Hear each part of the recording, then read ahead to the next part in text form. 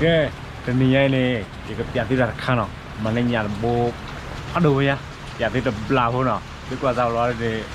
thì có đỏ nó thì có pho theo ở mình đây à wow đi cái này pho nhà bố đó là free vậy bắt đầu vậy có lấy chỗ đó mấy ở đây nhà cái có bà thân nuôi nhảy trong một đấy mấy bạc cái kia vào nhau bố tôi về lại có đến mấy họ mình vậy đi nhà đi họ ở lâm mưu rồi nhà hay do vào là phục vụ nhà bèo à nhà cái lấy vào nhà phải là update tới đó nhà lấy ra lò bên này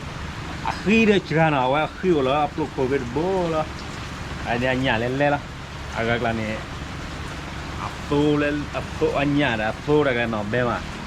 đồ đó có cái phải là hay có cái này khi udah đủ khi lấy là đây khi chưa là rồi đi phao nó cái cái đỏ nó rồi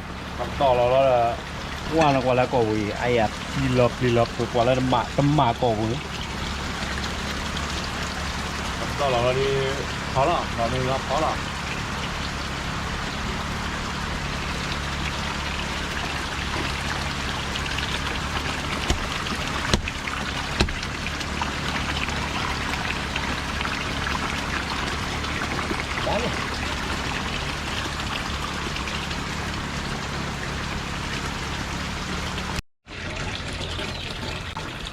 cái